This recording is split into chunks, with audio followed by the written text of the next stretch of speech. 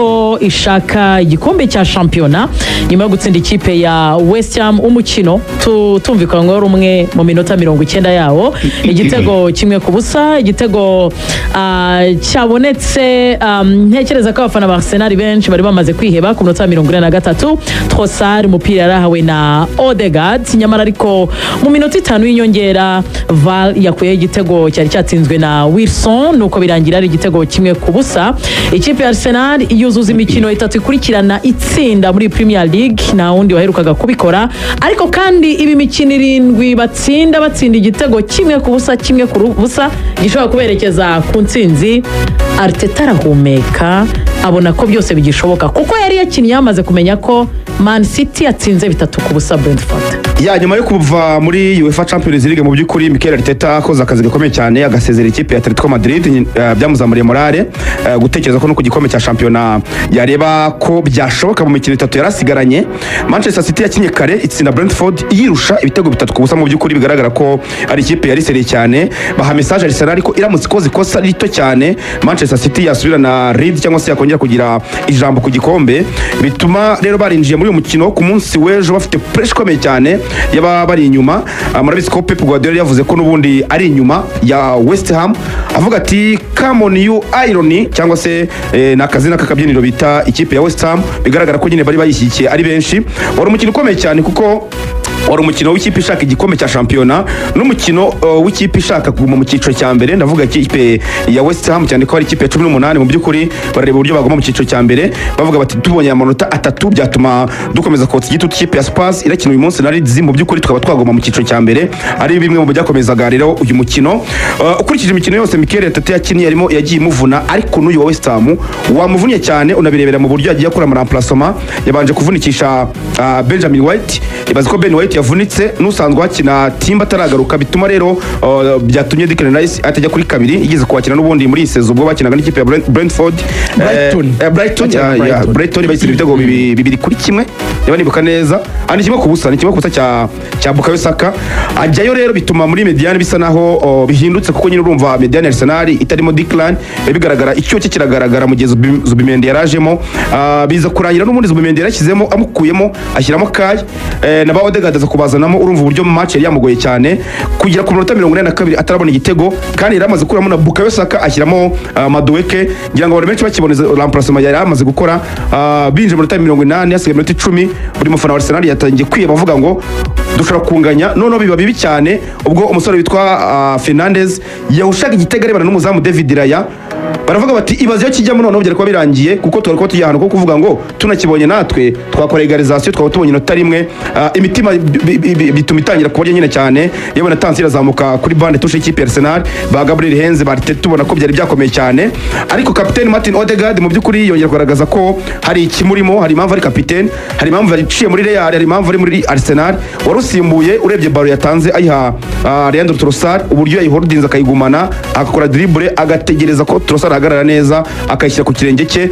Trossard rero nk'umukinnyi uzi gufungura ikirenge bazi gufungura ikirenge bagatera umupira mwiza kandi awushyira mu nguni aza gutsinda igitego ku minota 82 bituma Arsenal ivuga iti byibura ahangaha tugiye kudefanda kuko bazi defense nziza yabamagara ufite umuzamu mwiza wakoze amasave bavuga bateka turi kutugezayo nkuko ruvuze rero mu minota y'inyongera nibwo imitima yongeye guhagarara ku ikosa bakoreye umuzamu David Raya benshi baravuga bati ntabwo yari ikosa kubera ko umusifuzi Chris Kavanagh igitego yari yakemeje VAR yamuhamagara ajya yatindayo amara y'iminota 2 aragaruka aravuga ati rwose uwitwa Pablo yakoreye ikosa umuzamu David Raya umukino urangira ucyari igitego kimwe cya Arsenal byatumye rero mu mikino 2 isigaye mu by'ukuri bayitsinze n'ubundi bakikana igikombe intambwe ikomeye Rugaju bateye bagana ku gikombe. Rugaju yinjira ndagira ngo ubanze umera indabo David Raya n'uwamuzanye mu ikipe ya Arsenal ariko kandi clarifying na ririya kosa nyine ryo mu minota nyuma y'inyongera bitujyana no muri fixtures zisigaye za Arsenal imikino 2 isigaye nibyo byo kuganira David Raya yabaye inkingi ya mwamba kuri Arsenal, n'ubu ngubu niwe uzatwara Golden Gloves cyangwa se gaze habwa umugarde cyangwa se igihembo gihabwa umugarde wabaye mwiza kurusha abandi bose, kuko yakepinze clean sheet nyinshi kurusha abandi bose muri Premier League. Yabaye rero inkingi ya mwamba muri iyi sezo, kubera ko mu by'ukuri uyu muzamu iyo batamugira byari kugorana. Na mbere ya insida tugiye kuganiraho y'igihe VAR yahamagaraga, yakoze save ari kumwe n'umusore mu mediateur twa Fernandez, one on one byarangiye yamaze guca ku badefenseri basigaranye ari babiri. Umupira umuzamu arawutera, umusore arambura ukuguru, baro ikubitaho iva mu izamu. Hari aho ntabwo harimo offside, byari birangiye, ikipe yari guhita igombora. Hari ku minota 47 birumvikana ko Arsenal yari kubitaye amanota, kandi yita amanota 2 Man City gatsinda bakongera kunganya. Ubwo urumva hari kuba hongeye gusubiramo kureba ngo ninde uzarusha indi ibitego byinshi. So Rugaju ira save yajyanye n'amasave abiri. Ego Save ya Ike Kazias mu gikombe cy'isi 2010 avanamo baro cyane ya Arjen Robben. Ego mu gikombe cy'isi finale. Iya kabiri ni save ya Martinez Emiliano avanamo baro ya Randal Colomwani, Bungu cyo mu Bufaransa cya Colomwani cyane yarambabaje. Ni save ebyiri kuri zisa cyane. Amagambo ya Messi ntabwo byari ibyishimo byinshi cyane ku rundi ruhande. Urimo cyane. Burya nahenze yo kuryamye kuri Cristiano kubera mani. Burya. Burya sinigeze ngenda kuri. Njye ni Mambata. Okay.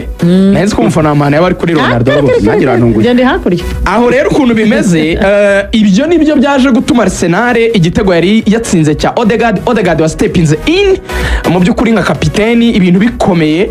Ashobora gusaba mu mupira ari ku murongo barenguriraho, aracenga yinjira muri box, asa n'ugana navuga hirya gatoya aho umupira urengera, noneho awugarura gatoya inyuma nkuganisha muri penalty.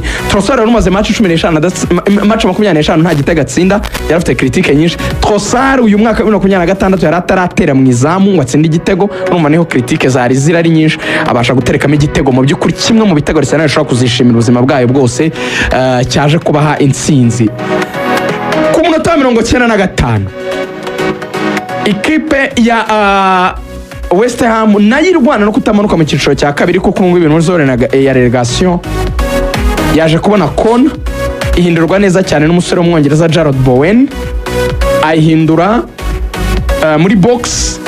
Umuzamu Hermansen yagombaga gushyiraho umutwe, Bariseni murenze gato, isanga gardien wa Arsenal arayifata ariko ntiyayikomeza. Mu kutayikomeza kwa kundi nyine imuponyotse, iragaruka. Abakinnyi ba Arsenal ntibayikiriyaringa neza, isanga umukinnyi wari usimbuye witwa Coram Wilson. Abantu baramuzi, ni rutayizamu amenyekanye cyane muri Premier League makipe nka za AS Bournemouth. Are kuri shoti rya hatari, baro yinjira mu rushundura. Umusifuzi Chris Kavana aranavuga ati mugende muterekemo hagati, barabagomboye. Yari yongeye iminota 6, ubwo hari hasigaye umunota umwe. Arteta ahita yipfuka mu maso, yikorera amaboko. Abafana ba Arsenal aho twari turi imitima irashwanyuka, turavuga tuti man ishobora byose, iyi nyatsine poeta makobwa ivuye he? Ibi byago tugize turabikwiza he? Tuzasobanurira abantu gute nibazaga ari goga cyangwa kwizigira? Ejo turi ubwo mwumva bwe bashaka ko dutwara igikombe, aba bantu barantegereje nge na Iberi.